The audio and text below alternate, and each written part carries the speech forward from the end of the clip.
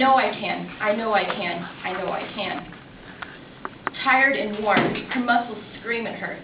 The next is the X factor. This is a true test of strength. She closes her eyes to collect her thoughts. For 2 years, she's trained for this moment, and today she is testing for her first-degree black belt in Taekwondo.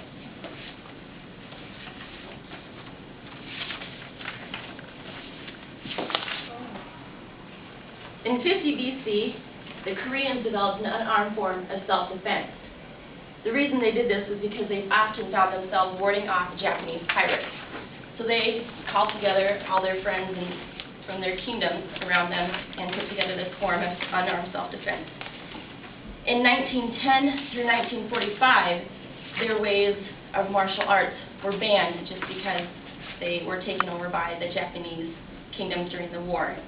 In 1952, the Korean president, Saigon Rey, after watching these warriors demonstrate their art, decided that all the warriors should be trained in such arts because he noticed their strength and agility really taught them well.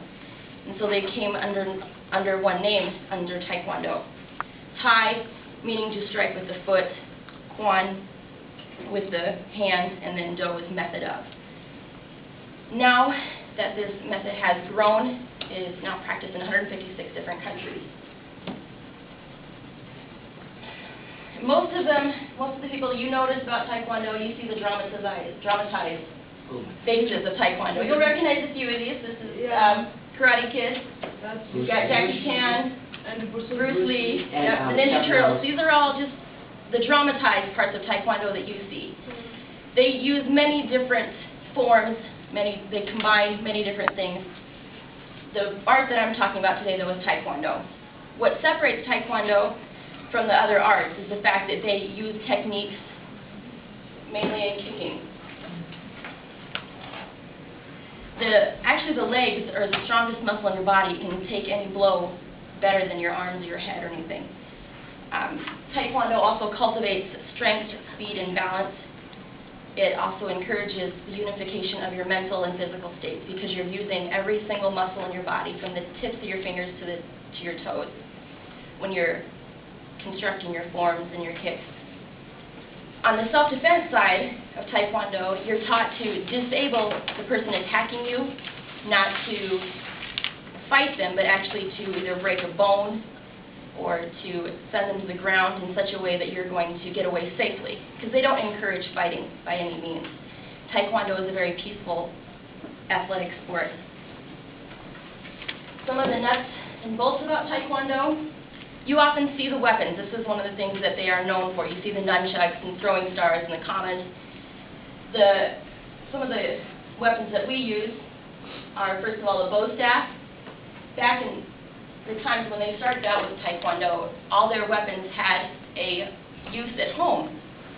The bow staff, for example, here, it was actually a staff they would carry across their back. They would carry their buckets with it. If they needed to defend themselves, they would set the buckets down and then they would use it to defend themselves. The tonfas were actually, they're kind of known as extensions of their arms. They would hold on to them, but they were also used, they would take them to their wells, and they were the handles that they would bring the buckets up with the water.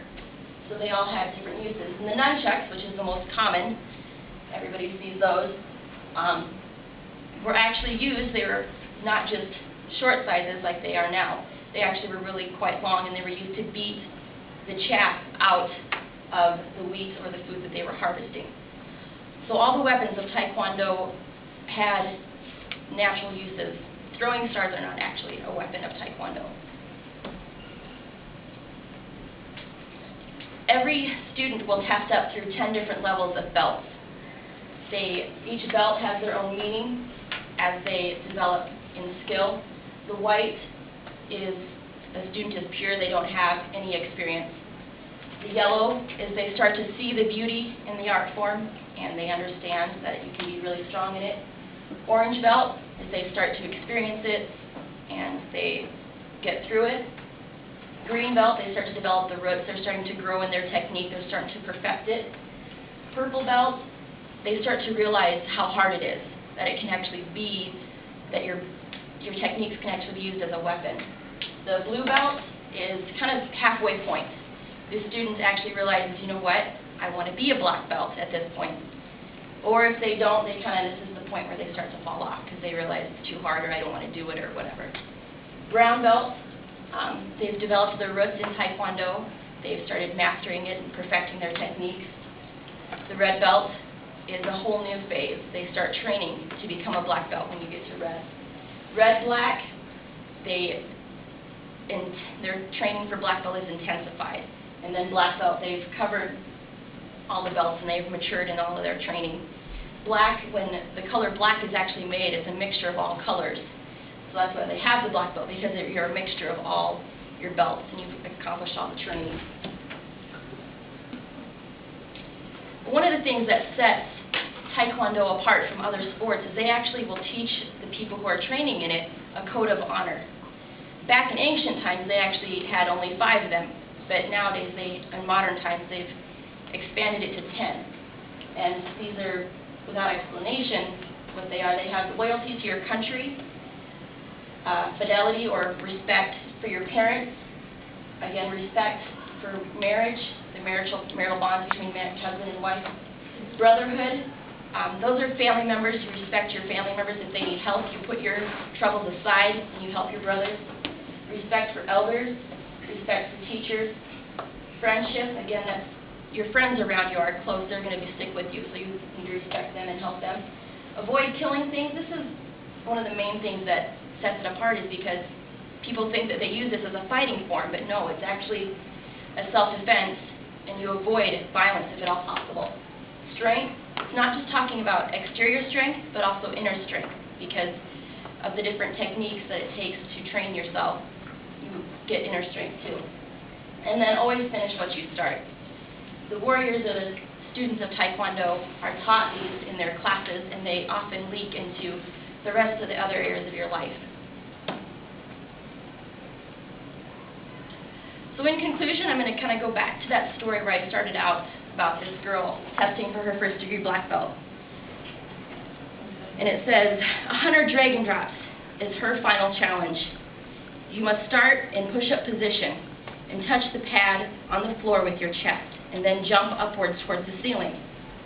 Bring it on, sir, she says, with a renewed amount of strength. She begins. 1, 2, 3, 4, 5, resting a few seconds.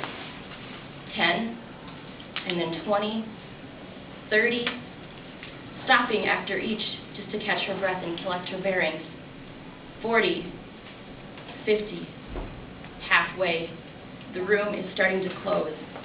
60, 70, the room seems no longer visible. 80, 90, Master Mesa removes the pad off the floor and replaces it with her black belt. Each drop feels like fire on her arms. 95, 96, 97, 98, 99, 100. Done, sir. Thank you, sir. She stands, filling her chest with a deep breath. I meet Mr. Mesa's bow as he presents my belt. Tears of exhaustion fill my eyes.